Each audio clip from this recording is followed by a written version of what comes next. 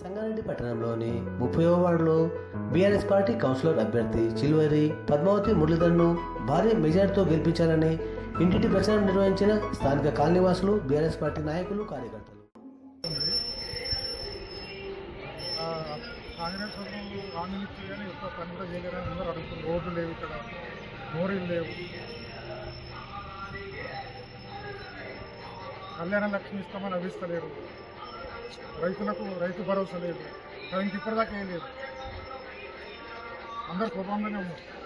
ఇక్కడ మేము గెలుస్తున్నాం. ఇక్కడ 30వ వార్డులో అధిక మెజార్టీతో మేము గెలుస్తున్నాం. బీఆర్ఎస్ అభ్యర్థిగా చిల్వరి పద్మావతి మురళీధర్ గారు మన చింతా ప్రభాకర్ ఎమ్మెల్యే అన్నగారు సహకారంతో పోటీ చేస్తున్నారు. అలాగే ఈ గత 4 రోజుల నుంచి డోర్ టు డోర్ ప్రచారం చేయబడుతుంది. ప్రతి ఇంటికి వెళ్ళి ప్రజల సమస్యలు తెలుసుకుంటున్నాము. ఇంటింటా వాళ్ళ ప్రతి ఒక్కరి సమస్య ఒకటి, రోడ్లు లేవు, డ్రైనేజీలు లేవు, స్ట్రీట్ లైట్లు లేవని చెప్పి వాళ్ళ సమస్యలను తెలియజేశారు. తప్పకుండా మన బీఆర్ఎస్ అభ్యర్థులము పార్టీ కూడా వాళ్ళకి అండగా ఉంటుంది.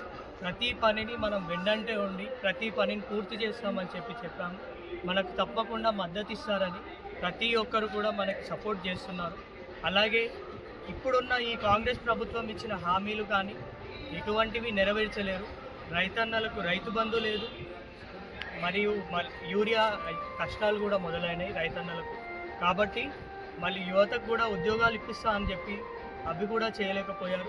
మన ఆడబిడ్డలకు బంగారం అని చెప్పారు, అలాగే స్కూటీలు ఇస్తారని చెప్పి అబద్ధపు హామీలు ఇచ్చి ప్రజలందరినీ మబ్బు పెడుతున్నారు. కాబట్టి ప్రజలందరూ కూడా ఆలోచించాలి. బీఆర్ఎస్ నాయకత్వం రావాలి, బీఆర్ఎస్ జెండా మళ్ళీ తిరిగి తెలంగాణలో ఎగరాలి.